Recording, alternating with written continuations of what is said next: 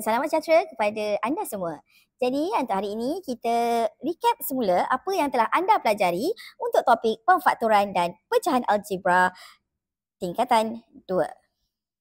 Baiklah kawan-kawan, untuk topik ini kita telah belajar kembangan ungkapan algebra. Apa dia kembangan? Kembangan ialah hasil pendaraban satu atau dua ungkapan dalam kurungan. Jadi untuk mari kita imbas kembali yang telah anda pelajari dulu.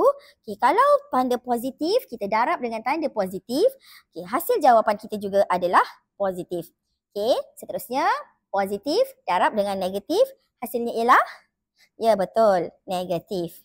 Kemudian negatif darab dengan positif, hasilnya adalah pandai semua, negatif. Dan untuk tanda negatif darab dengan negatif, apa hasilnya? Betul, positif.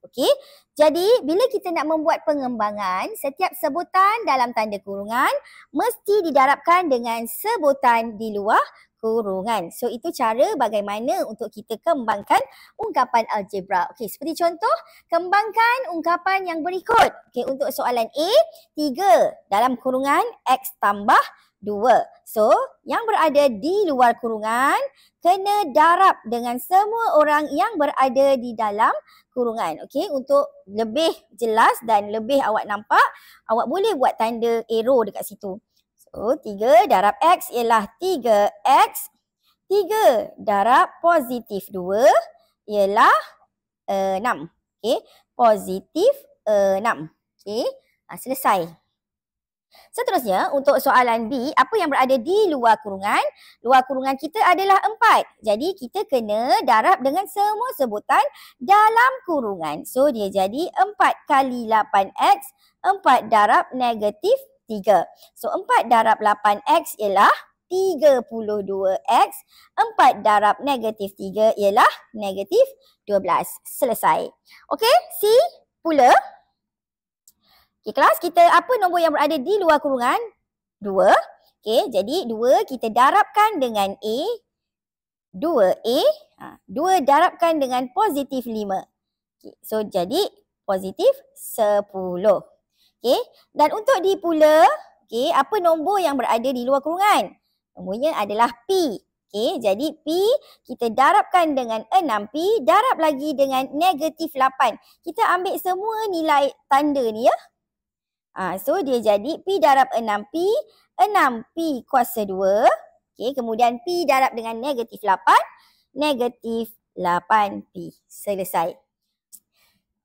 Sekarang kita nak belajar pula atau nak recap pula kembangan dua ungkapan algebra. Bila ada dua ungkapan algebra melibatkan dua bracket. Dia melibatkan dua kurungan.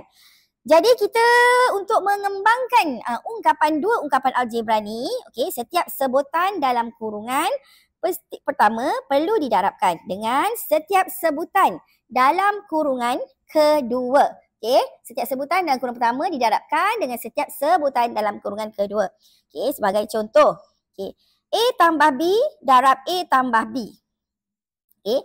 So, A tambah B darab A tambah B adalah kita darabkan setiap sebutan di kurungan kedua. Dan ini dia jadi ini. B darab A, B darab B. So, dia jadi A darab A ialah A kuasa 2 tambah A darab B ialah AB. Yang hijau tu, B darab A adalah AB tambah B darab B ialah B kuasa 2. Jadi hasilnya adalah oleh kerana ini adalah sebutan serupa.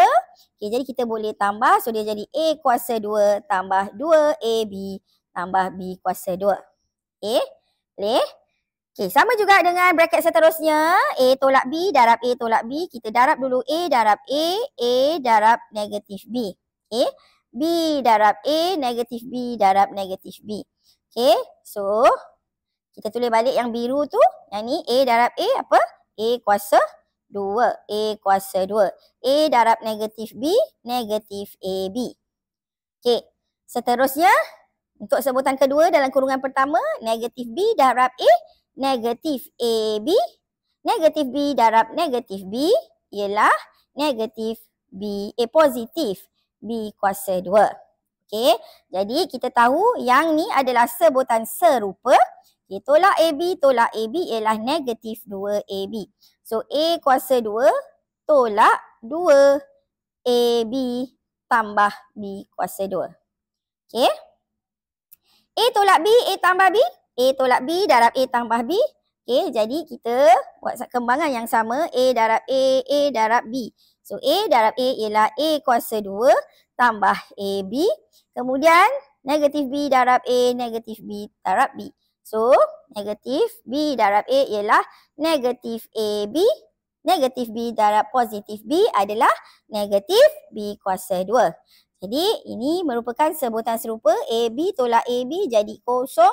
So, dia tinggal A kuasa 2 tolak B kuasa 2. Okey.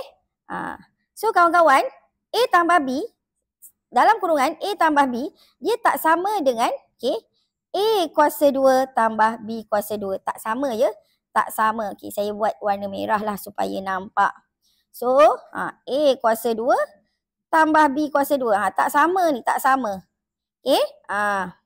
Kalau A tambah B tak sama dengan, sama je ni. Sebenarnya saya nak cakap ni tolak ni sebenarnya. Tolak A tolak B darab A tolak B ialah A kuasa 2 tolak B kuasa 2. Tak sama. Tak sama. Okey, ingat tu. Tapi kalau A tambah B darab A tambah B, apa dia punya sama? Bukan, apa dia punya